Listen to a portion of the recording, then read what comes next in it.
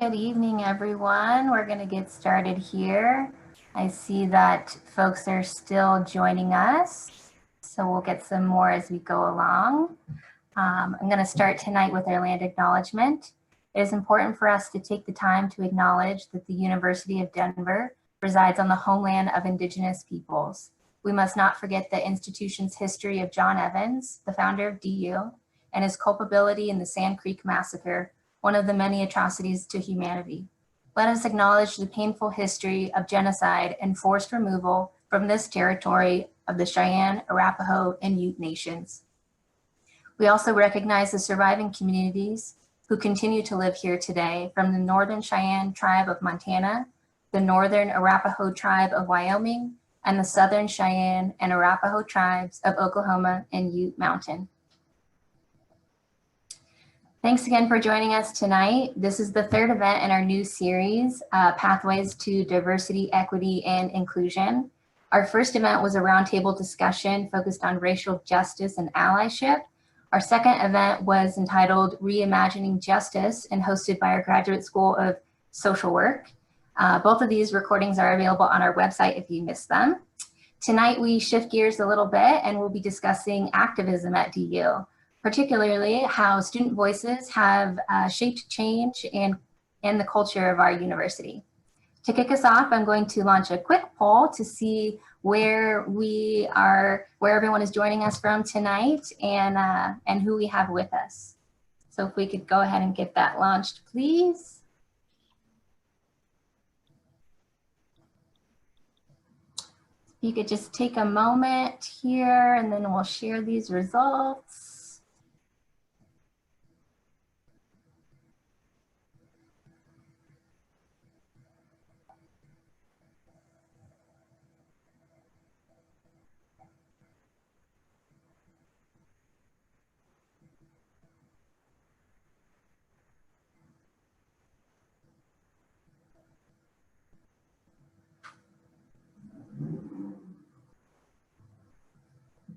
Great, and we can share these. It looks like we have a really good mix. I'm going to share their results. Quite a few staff, alumni, some students, and it looks like most folks are joining us from Denver and around Colorado, but we do have a mix from all over the country. So great, thank you so much for joining us. I know everyone is in different time zones, so we appreciate your attention. So a couple housekeeping items as we get started here. All of our attendees are currently muted and our video is off, so you can relax. If you're cooking dinner, if you're hanging with your kids, if your roommates are there, no problem. We thank you for joining us and for sharing your evening with us. We're going to start with some introductions and then a quick presentation on the history of activism at DU, and then we'll launch into our panel questions. We'll be taking questions throughout the whole program, so you can use the Q&A feature located at the bottom of your screen. Just go ahead and click Q&A, type in your question. If some of our staff members can answer that, we'll go ahead and answer those in real time. Otherwise, we'll keep a queue for the panel, and then I'll come back on 10 to 15 minutes to the hour and help moderate those last few questions for our panelists if they're specific. So with that, I'm going to turn it over to our moderator for the evening, Liz Escobedo. Liz is an associate professor in the Department of History, and she specializes in 20th century Mexican-American history. So with that, I will turn it over to you, Liz.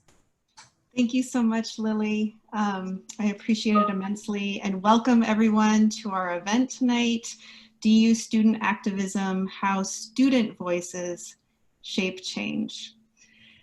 I have to say it's a particular honor for me to moderate this discussion, not just because I have so much respect, deep respect for our panelists, but one of the reasons I became a historian is because I was so incredibly inspired by the numerous historical examples of youth, and especially racialized youth, taking to the streets to demand a better today and tomorrow. And I wanted to be a part of that. I wanted to be able to unearth these stories, to share those stories, amplify those stories for future students to recognize their power to enact long-lasting change. And I remain completely inspired by those that do just this.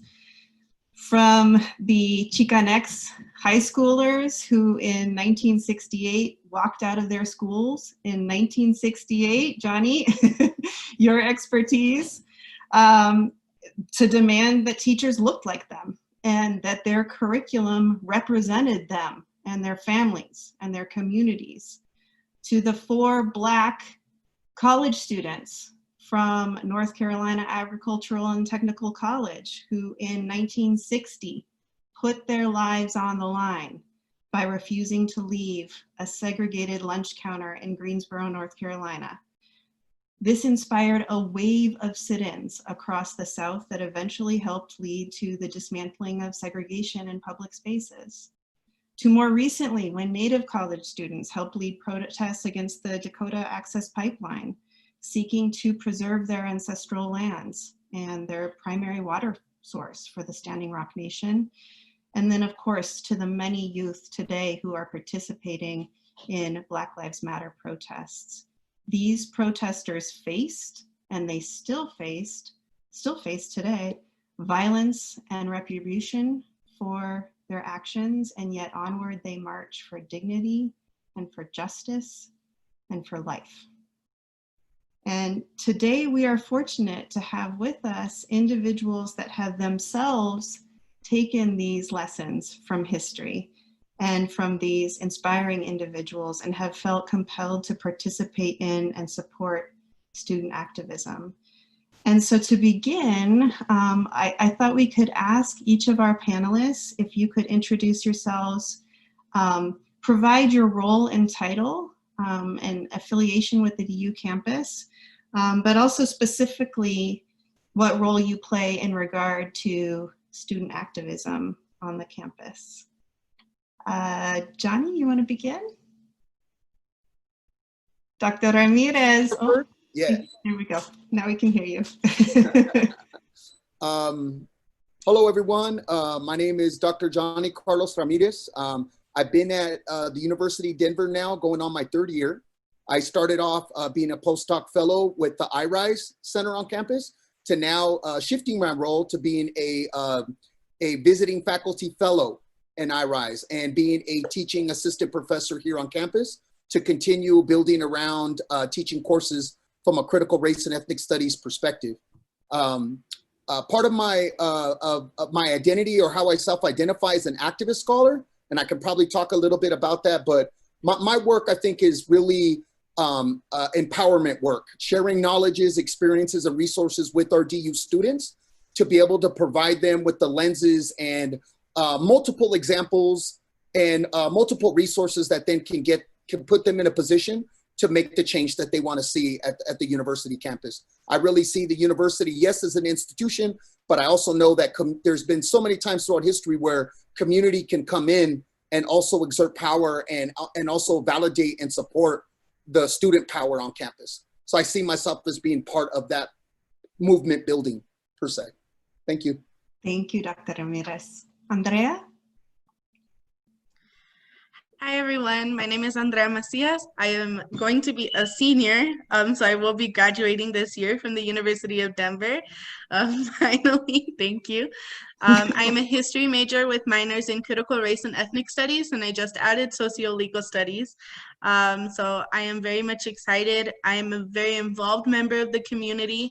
I'm a part of the executive board for the Latinx Student Alliance, as well as I'm in a multicultural sorority called Pi Lambda Chi Latina Sorority Incorporated, and have been a part of several other programs at DU, such as our first generation initiatives. I did this independent study research project along with Professor Escobedo about the history of student activism at DU from underrepresented communities. So that's a little bit of what I'll be sharing with you all today. Wonderful, thank you. Jasmine. How can I follow that, all of that that Andrea is doing? Hi, everyone. My name is Jasmine Post. I use she and her pronouns, and I'm an assistant director in our cultural center. I just started my 5th year, and I'm also a 4th year PhD student, hopefully soon to be PhD candidate at the College of Education. My role in student activism is really helping our office to serve as the connective tissue and making sure our students are connected to the right folks on campus with power, be it scholars like Dr. Ramirez, who can really help them understand the historical movement traditions that Dr. Escobedo just covered, or understanding the DU power structure, the board of trustees, kind of who makes the decisions, what's the historical local context of their experience. They're already bringing the power, the passion, the ideas. We're just trying to help them facilitate that movement through the DU structure. And sometimes we might have to burn it all down. Other times we may be able to bend and mold it to our desires. And so I really see us as serving as the liaison between administrators and students. Sometimes that's translation, helping them adopt the language that's going to get them in the rooms in front of the people who can make the decisions that need to be made. Terrific. Well, as you can all see, you have a panel of tremendous expertise and passion here. And I know we all join in our thanks for taking the time for all of you to be here, and a genuine thank you for all you do for our community and to make it a better place. So we thought it would be useful to set the stage today by exploring exactly what that student activism on the DU campus has looked like over the years. And as Andrea said, I had the tremendous honor of working with her in spring quarter on an independent study project in which she used her many talents to work on tracing the history of student activism on the DU campus with a specific focus on minoritized student activists. And so we're going to begin the conversation here with Andrea sharing some of her findings. And then again, as Lily said, we'll take a deeper dive into our conversation and have some time for an open mic and camera questions at the end of our panel. Andrea? Well, thank you. Let me share my screen with you all so you can see what I see.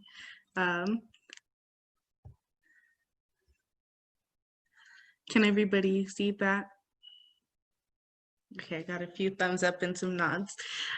So like the Professor Escobedo said, I started this in the spring quarter last year, and this is a presentation. I also have a Word document that is a timeline that is being continuously updated every single time there's a new act of activism, a new petition, which is how I'll explain why that fits in a second, that comes about. So I basically started with this question, and this presentation is only a very small portion of the whole presentation and all the research that I've done.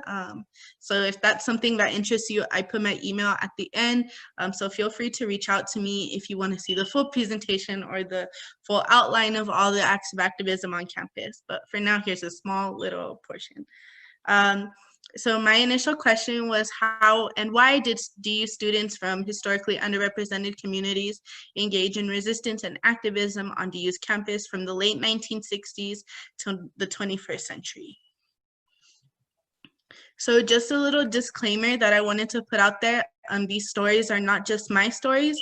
All the information that is in here is very intentional. Everything has a purpose. So from the images to the formatting, I knew that charts and diagrams were things that worked best when talking to administrators. And so that's something that I included in every single format. 90% of the pictures, 95% of the pictures are real DU pictures and multimedia, and all of the stories and everything were from various different perspectives. Just for the safety of the students and alumni that did speak with me, I have either blurred out names of faculty and staff, or I removed names from those just because there have been acts of violence against marginalized community members, and I don't want that to be in my part. So I decided that that would not be shown here unless they have expressed otherwise to me. So where did I get my information? So I worked with the special collections in the archives with Kate Crow and the fabulous ladies down there that helped me get all this information. I used books such as one book called Just Like Us, which is specifically about 4 young women who attended the University of Denver. And then I use media such as local news, student-run news, social media, and multimedia. And then from student perspective, I talked to current students and alumni, recent alumni, and alumni that have graduated a little farther down the line. And I did that through interviews and some surveys, and a lot of them were very, I'm very grateful for them. They shared their meeting notes with me as well. So start there. So some of the themes that occurred, so there are 3 different styles based on the different brackets. I'll only be showing 2 today, but 3 different styles that occurred, where basically the first chunk was activism focused on domestic issues, such as issues that were happening within the United States that students collectively came and backed. The second chunk would be activism focused on global and international issues, students standing in solidarity with other countries. And then the third chunk would be on-campus initiatives. And just the role that social media played. When it started to pick up, it became easier for initiatives and information to be passed along by organizations or through students. So it was just easier for that information to be distributed onto campus. So a little bit of the timeline. So I'm going to be starting with one of the most recognized, probably acts of activism on DU's campus, which was called Woodstock West. It happened in May of 1970. And just the main components of that, it was a response to the Kent State Massacre, where 4 students were shot by the Ohio National Guards who were protesting the bombing of Cambodia. It was a continuation of Vietnam protests that were happening across college campuses all around the country. It was a 3-day long protest. The purpose of this protest was condemning the war in Cambodia and expressing sympathy to the students of Kent State. And the campsite was formed with around 12,000 students, faculty, and staff. DPD and the National Guard dismantled it twice, but both times it was rebuilt.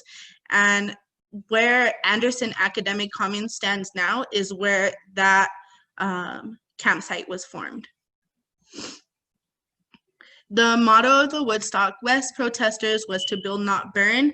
And that was the motto because it shows what needed to be done for the community during the Vietnam War. So moving on to the 2000s to 2019, this is when the use of social media really picked up within student activism. It changed the pace of activism on DU's campus, and it allowed students to instantly document things and put them online.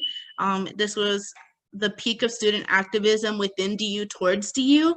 So on-campus initiatives, they weren't just global issues, and these were more on campus towards the administration issues. They're a little more complex and they have different components. And towards now, which is COVID, the COVID crisis that we're experiencing right now, a lot of it just became synchronous online. So this is when acts of violence on campus did start to pick up. White supremacy-based groups were growing on DU's campus, and the Trump campaign was gaining a lot of traction.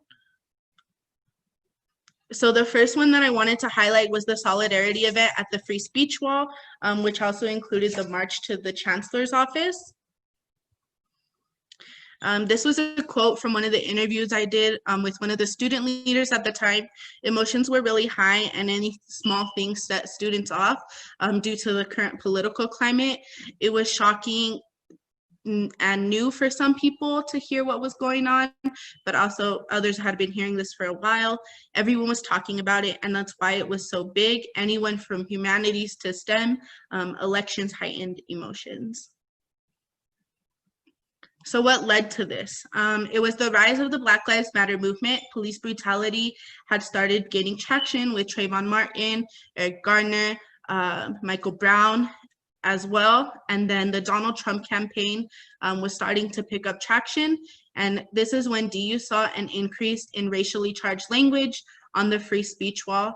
Students from affinity interest groups came together to the wall and committed to working together. And just to break down the events a little bit more, so the Black Graduate Student Alliance painted the wall with "White people do something."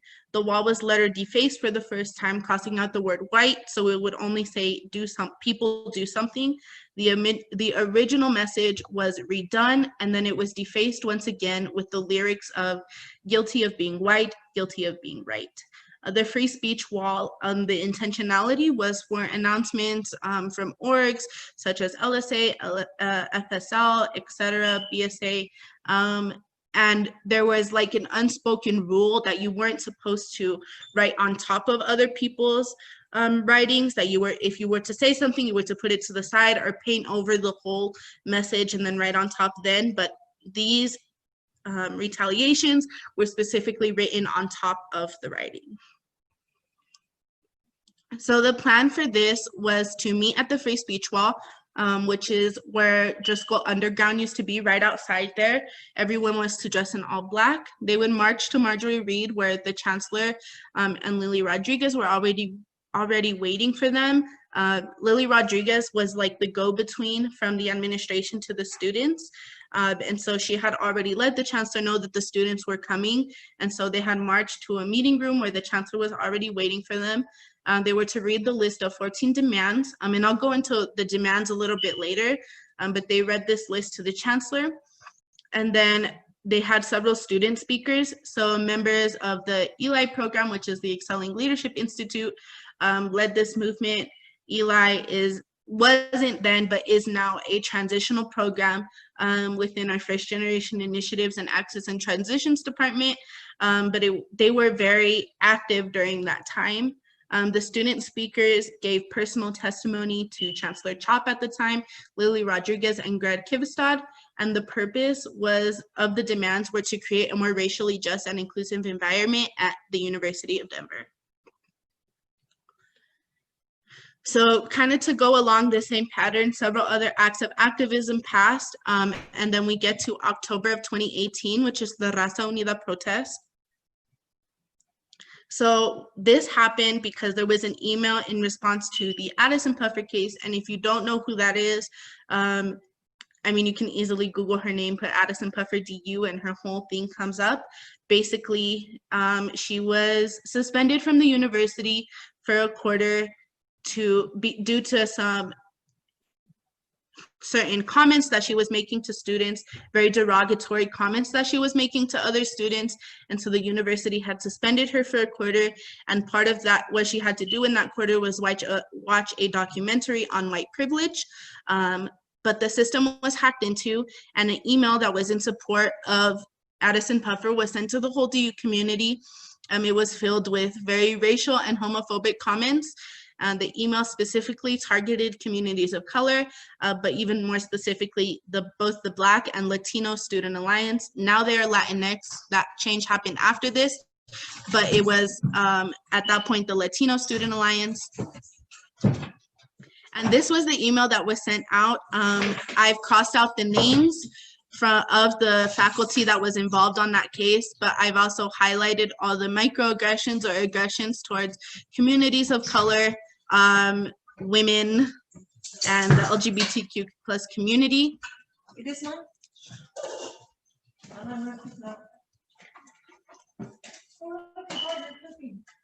Can you just?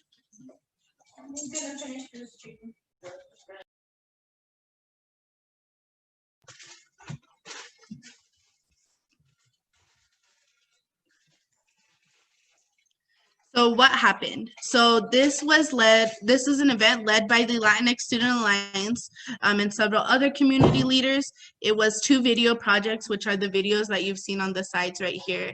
Just due to time, I won't play them, but it was the 2 video projects as well as a campus-wide protest that was held on Driscoll Green. Several other affinity groups and multiculturally based organizations such as the Multicultural Greek Council spoke out to show support for students of color and others affected by the email. So just the assessment of student demands. So this is the most up-to-date. It has changed since I gave this presentation the first time, but in total, including petitions, and demands that are still in progress. There have been 79 demands made to the University of Denver that I know of, that I've kept track of.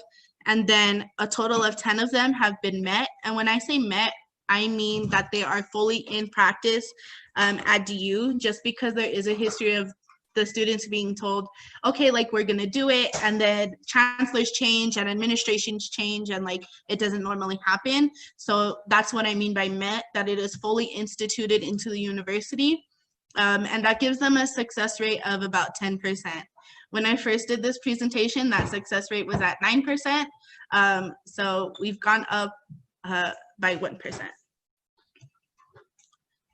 So that's a little bit about what I've researched. If you have any questions, comments, concerns, or feedback, please feel free to email me. This is my school email, so go ahead and email me. I take feedback very, very seriously.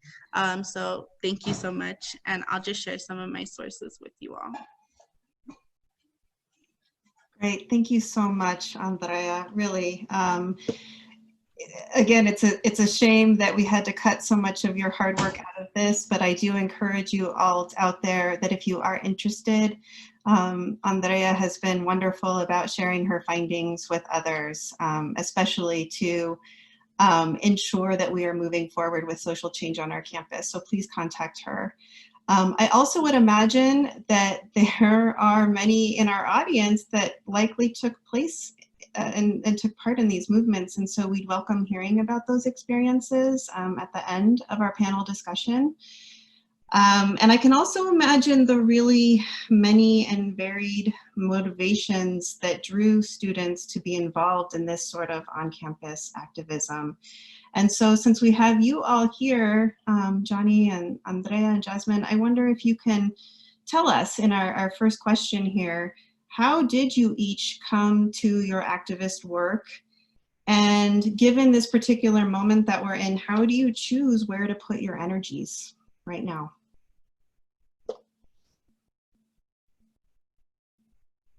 I can start. I joined the Cultural Center team in 2016. I was fresh out of a master's program in higher ed, and I was really green about things. In 2016 at DU, as Andrea covered, was a very tumultuous time. We had the free speech wall, and so I was kind of thrown into the ocean, and I didn't really know how to swim. And so my activist work came to me out of necessity. I was in a new position, and we didn't really have strong structures of support set up for students. But between the wall and politics and different things, the activism that was launched at Mizzou, that launched a national trend of Black students, particularly creating a list of demands. And so our students wanted to be a part of it. I was given that support from my division and my direct supervisors to really go in and figure out what do the students need. And so as we met with them and understood, they created the language. We encouraged them to set deadlines, and then the rest kind of unfolded. I remember that like it was yesterday. I've never seen so many people come together. I remember so many staff and administrators being so emotional because they felt like this is what we've been waiting for. I've been here for 10 years, 12 years, and I've never seen us come together. And I was new and still really learning the DU community, but it was a huge impact. And so I think the students definitely inspired my activist work. And somewhat due to necessity, we had to figure out how to create structures of support, how to share in some of the labor that our students, I learned, were taking on in trying to really be a part of institutional change. And so I came in, have a reputation for being critical and asking challenging questions because I'm trying to make sense so that I can represent us in these conversations. And if it doesn't make sense, then it's really difficult for me to show up in that way. And so I do ask those questions. And so, yeah, it was through necessity, and I've been on the ride with them at DU, and I think we have a good thing going, and we have a lot more structures of support if they want to take on institutional change.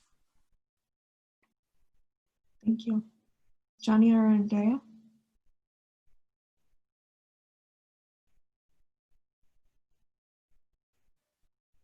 I can go. Yeah, when I think about that question, of course, I'm a bit older. So when I think about it, I think about, well, where did that kind of activist seed get planted? And I think for me, it came by two things that kind of linked in my life that created a transformative experience. I would have to say that, you know, using a CRT lens, that my lived experience and experiential knowledge, you know, coming from communities that have been structurally marginalized, right? Growing up in a low-income barrio in Southern California to a single mom that struggled in their neighborhoods, that came from a home of trauma, you know, being the oldest and kind of very picking up early on of what it is to have a lack of resources, right? Growing up in a neighborhood where there was gangs, there was violence, and kind of, I think, as a young boy, really looking to some of the older homies or the males in my life, and looking at like how they had to posture their masculinity to be strong, to never show weakness, and pretty much be ready to you know, to basically, you know, fight, basically, to, you know, to kind of hold your own. But I think all those things kind of led up to where, when I got to school or through my educational experience, I think that's where it really grained in that really a lot of the educational system that I was experiencing didn't really care about me or my family situation. In fact, a lot of the teachers and administrators and folks that would say, you know, why is Johnny always angry all the time? Or, you know, what's going on? Like, you know, we've tested him and it seems like he's got like, you know, issues that are affecting his learning, and all the deficit perspectives were really placed on myself and on my home life and on my mom, who's struggling to try to, like, you know, keep us going. And I think that was a big part of the reason why I got pushed out of school. So like in 9th grade, I think it all came together. I'm 14 years old. I'm constructing my identity of who I am. And everything that it seemed that I'm drawing from is putting this very shameful deficit perspective on my existence. And I'm like, oh, like, nah, it can't just be that being brown and being poor and coming from a single parent home and having issues of gang affiliation, all that stuff in my life, that's going to make my life a bit less than what mainstream society or white society says is standard. And I just didn't have that lens or that language to articulate it. But when I turned 17 years old, I got exposed to a cultural identity group that was using political education and history to empower Chicano Latino youth. And that group was called MECHA, Movimiento Estudiantil Chicano de Aztlán. And this is around like 92. And in 92, you have like the LA Rebellions were about to bust. NWA is, and hip hop as general, is street reporting. They're talking about all these systems. They're naming forms of oppression. And I'm this young person that's just absorbing all these messages and political education that's telling me that my existence is a part of a legacy of struggle. And through that Mecha student group, I got exposed to college mentors and to my first ever Chicana studies class, to an ethnic studies course that really got to be able to give me a lens and a language to really unpack my kind of growth and development in US society. My grandparents were migrant farm workers. You know, my mom, like I had mentioned, you know, was what social workers and school officials will say gang affiliated, right? Like being in a class that was teaching me about my own life is what began to give me that language to exercise my voice. And I think, you know, using a Freirean lens, once you're able to use your voice and be able to really activate and move into this process of critical consciousness, I think that's where my agency and everything really started. And part of that Chicana studies with this idea that there's always been movements for social justice. And in those movements, they're asking us, the call is for us to go get education, get knowledge, come back to your community and work towards building power and making change. And I think as a young person, I needed that sense of purpose. That began to be that concrete piece of my identity that all my educational kind of in community work and activism got built around, was feeling a part of this legacy. Now there was a calling on my life and this is what I wanted to do. So I think that's kind of the combination. I think it was my embracing and empowering cultural identity with political education, but then also just the reality that allowed me to unpack my lived experiences. I think some of the challenging in activist work is when folks might not come from struggle, sometimes it's hard for them to kind of really understand the impacts that it has on our existence or on our families or in our community. But when you've kind of lived a bit of it, or you can kind of relate or identify with some of that oppression, I think you get it, you know? Again, and this is no slight on our allies and accomplices, but I just think that sometimes I think the reason why activism and empowerment work gets really grounded a lot in students of color or youth of color in particular, it's because that lens allows them to take a lot of that trauma and oppression and some of that struggle, and it gives it a way to use it as roots to then grow and to then create change in themselves and in their community. Absolutely. I mean, it's a testament to the power of ethnic studies and critical race theory, right? I mean, it's right there, the lived experience. Thank you. I'm a product. That's definitely, I'm a product of a generation that fought for us to have these opportunities so that I could be where I'm at today. Yep. And we are better for it. Thank you. Andrea. Yeah, I feel like I was always involved in activism work. I'm looking at my mom because she's right here and she knows me probably better than anybody else. But I've always been involved in activism work even before I knew that it was activism work. I was always, even as like in middle school and high school, always going to rallies, always going to marches. My mom, she said that she always made sure that I was, and it was really important to her just as a teacher as well, that I was always surrounded by diversity, and that the backgrounds and the people that I was associating with were always reflective of all backgrounds and all interests. And so that was something that I grew up with. I grew up in a very politically active and aware household. And so it was always something that I wanted to do. And when I came to college, I think that that was like the catalyst for me to like be cognizant of. It's like, okay, this is activism work. And so I started getting involved in my community. I was always super involved in my community, but even more so in college.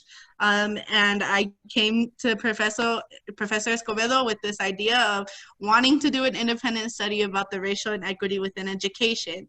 And she said, okay, how can we find something along those lines? And it came to this project, and this project was a very emotional experience. It really showed who I was as a scholar and just tested me as a student and as a person.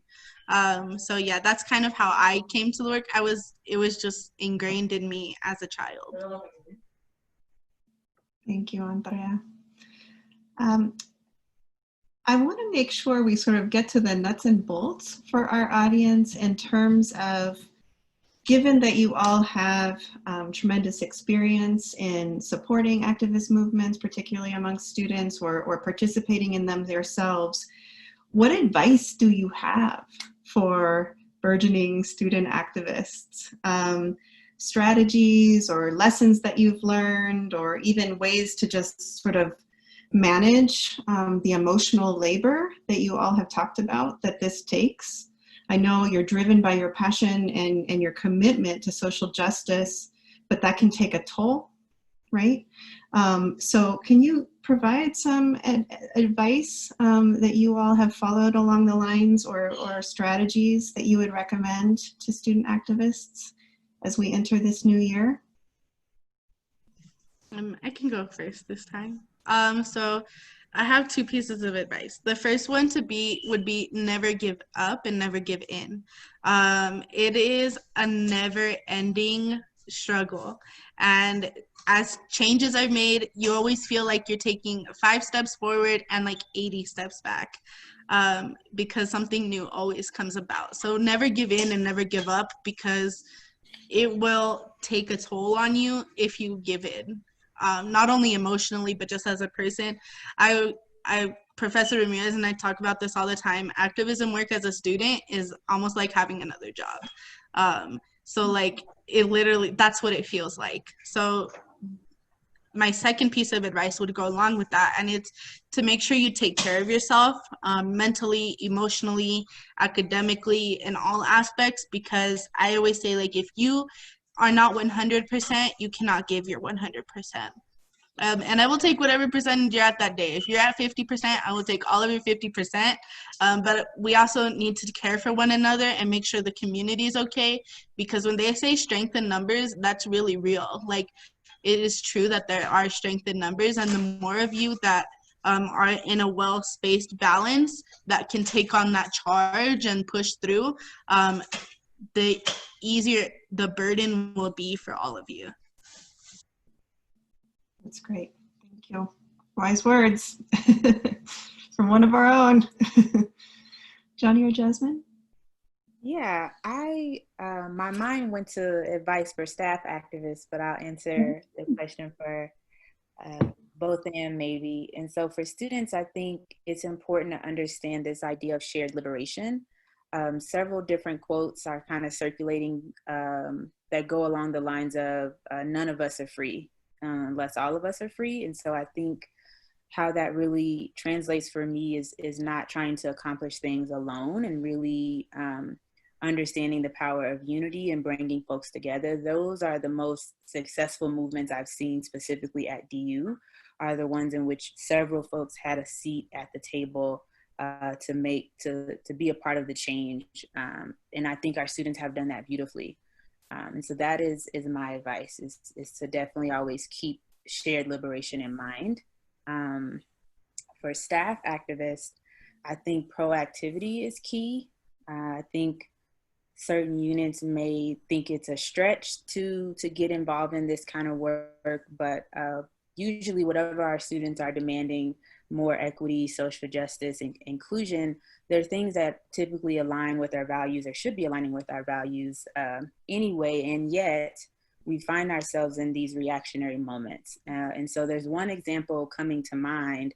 I believe it may have been last fall. There was a career fair, and I typically get those emails, and I forwarded the career fair information out to my students, and the president of the Latinx Student Alliance, his name was Josue at the time, he said, do you see what you just sent to me? And I said, what's up? I just see a list of employers. And he said, the GEO group is a part of this. And I didn't know. I didn't know what that was about. And so the student took it upon himself to pen a very personal letter to the leadership that oversees career and professional development, just detailing this is the impact that even seeing the visual branding of this company had on me, my day, my friends, my ability, it hindered my ability to show up as a student, because I was so concerned about what harm may be taking place at this event. And of course, the leader immediately wrote back, made some commitments to change, and then subsequently followed up and said, here's what we're doing. Here's the new positions we're creating. Here's a new screening process that we're establishing for our employers. And I think that was a beautiful example. It was reactionary, but it was substantive in terms of the commitments. And I think that is something other units and staff and faculty can learn from. How do we avoid getting to those places? Because I think it shouldn't take that student having to be so vulnerable about that impact. Who was in the room, that didn't realize this? Why is it not everyone's job to kind of stay on top of the current issues and challenges our students are facing locally? Even like, I'm not from Denver, so how can we work that into the responsibility and the expectations that folks are staying on top of this and being more proactive, so our students don't have to engage in the labor in addition to their work study positions, in addition to their academics, in addition to their family commitments. They have to then figure out how to fix the university and make it a place that is not so challenging. And so I think my advice to staff and faculty is to really think about being proactive. And I don't think things will be solved overnight, but you can make some commitments and you can put your money where your mouth is, in a sense, whether that's creating a new FTE, changing tenure and promotion processes. I mean, the list is long. See me after if you want some specific suggestions. Thank you, Jasmine. Thank you. Yeah, really important lessons to be learned and followed. Dr. Ramirez. Yeah, quickly, I would just say after 20 plus years of activism, I think in my youth, I started off really militant, kind of very, very hard on my politics. I think within time, I learned the value or the teaching of meeting folks where they're at. I think my working with youth really shifted that as a youth organizer, and recognizing that everyone's on this journey of like growth and development. And there's times where we definitely need to call folks out, but there's times that we need to call folks in, right? And it's figuring what kind of relationship building can we make to make that happen.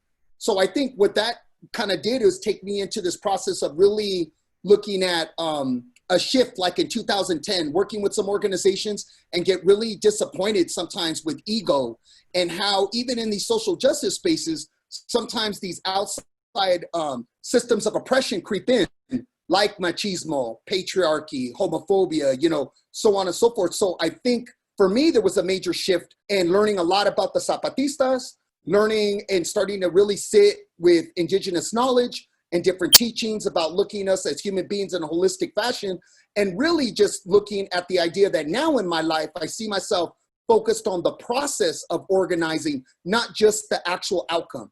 I think initially as a young activist, I was always just focused on whatever needs to happen or whatever sacrifice, whatever we need to get done, because we're trying to move this to that desired goal. And I think now I'm at the point of, okay, the goal, there's always gonna be a fight. There's always gonna be a movement and a fight for liberation until we get liberation. So with that being said, we need to work on the process on how we organize and how we build with one another so that we're not replicating those systems of oppression. And I think my role now as an activist scholar, as a profe, through these years of mentorship, is that's where I want the big shift now to happen in the activist work. I don't organize and work with community-based organizations or work in certain groups unless I know that that group is committed to a healing justice framework. That folks are also a part and working actively in their own healing and the healing of that space so that we can remember each other's humanity and we don't hurt each other through this work. Because I really believe that if, you know, what is it? Hurt folks will hurt others, but healed folks will heal others. And I think that's been a big piece of one of the biggest takeaways. If anybody's ever going to work with Profe Johnny, it's going to be about really the process on how we work together, because I think in many ways, that's where a lot of the transformative stuff will happen. We might not fully reach liberation, but if we have this healthy process of growing and using a healing justice framework, I know that we'll all get there even that much more empowered, even that much more decolonized, even that much more healed. Thank you. I'm really wishing right now that we had a full 2 hours for this panel, because we are unfortunately running out of time, and I know we want to open things up for questions for these great minds here. So I will go ahead and turn things over to the staff and Lily to go ahead and work through some of the questions that have been posed already for our panelists. So please feel free to take this opportunity to speak with them. Thanks, Liz. We have been monitoring the Q&A. There's a couple in there, and thank you to our wonderful speakers who have actually gone in and answered some of those. For all of our attendees, feel free to add any questions right now. Ooh, looks like we got one we can answer in real time. Nope, that was a thank you, never mind. If anyone has questions, you can ask them now. Otherwise, Liz, if you want to drop in one more for the panel, and then we'll come back on. I've always got more questions. So I do think maybe this is a really good opportunity here. You know, Johnny said how important it is, and this really resonates, I think, for us all to just, especially given this particular historical moment and an election that's coming up, tensions are going to be high on our campus.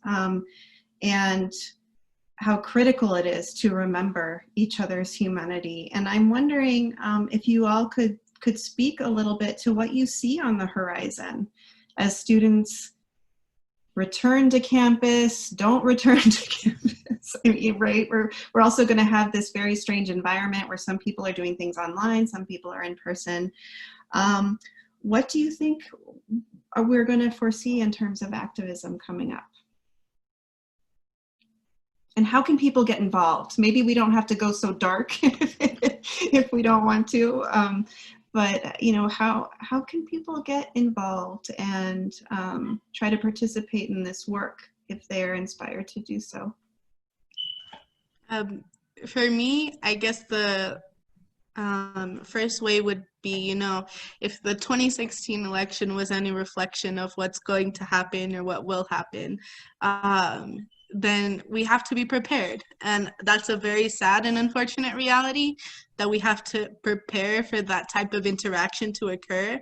But it's one that we are working toward. I'm currently going to be serving my second term on the Latinx Student Alliance e-board, and that's something that as an e-board we have talked about and discussed and have set a plan of some sorts, a few plans to see, you know, to foresee the foreseeable future.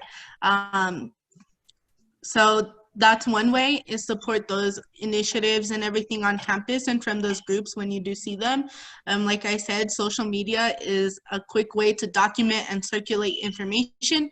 So that's basically the premise of how we get a lot of things done. And a lot of it includes support from alumni and community members. That's, at least from what I've seen, ways that we get our points across a lot quicker, especially if our alumni continue to be engaged and advocate for the community members that are still on campus. I saw it happen over the summer with the incoming freshman who got his acceptance revoked. Alumni and community members really came through and supported us as students. So just continue to support initiatives that you see on campus and advocate on their behalf as well. I would just briefly mention that there's amazing DU student activists and organizers on campus that even during COVID have continued to have the conversation and want a movement build. So I would just say, be on the lookout in the fall for some kind of either virtual or actual direct action protest. I think folks are feeling that sentiment that this is an election year, and as we get closer to November, that maybe there might be a lot of kind of divisive energy that might be able to come, a lot of just straight up overt forms of white supremacy. I think the beautiful part of being around this student organizing is they're being very intentional to be intersectional in the organizing, to have these conversations of how can we, again, like Jasmine mentioned, how can we have this shared liberation? How can we have this radical inclusiveness? You know, how can we take indigenous knowledge like en la quech, tú eres mi otro yo, you are my other me, or the philosophy of Ubuntu, you know, I am here because you are me. Like the fact that we all have this kind of sacred interconnectedness to one another, and we're going to need one another if we really want transformative change and we want liberation. So I would say I could put my email in there. Please reach out to me. There's student leaders and organizers in iRise that are part of this. Remember X, the affinity groups. So I think it's the matter of you having a genuine desire to want and get involved. It's to start to reach out to iRise, reach out to ODE, to the Office of Diversity, Equity and Inclusion, reach out to us panelists, and I'm sure we can plug you in to where students are organizing. I'm just gonna say, reach out to Johnny, because he's definitely the more effective connective tissue these days as it relates to community organizing and really bringing in folks from the community for those support networks. To answer your question about what I see on the horizon, I think I'm already seeing creativity in terms of how our students are thinking about movement building, given our challenges and coming together in person, socially distanced marching. And so that's already on their radar, and I'm excited to see how they navigate the rules imposing COVID on our campus specifically. I don't think that's gonna stop the movement. With the election season, I'm hoping that various units across campus will develop or should have already developed kind of proactive guidelines. I know we have demonstration policies and those kind of things. Folks are kind of asking, how can I support? I mean, you can definitely help us hold folks accountable. Hi, Dean of Arts and Humanities. What do you have in the pipeline as it relates to protecting minoritized students or having some of these conversations? hello, person who oversees this policy institute at the DU campus. What are you up to as it relates to this? And so I think we don't have enough of that.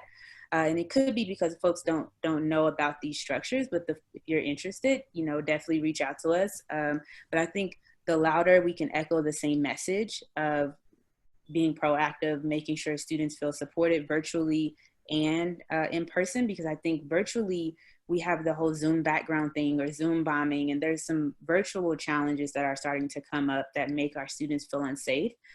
So I think there's so much work to be done.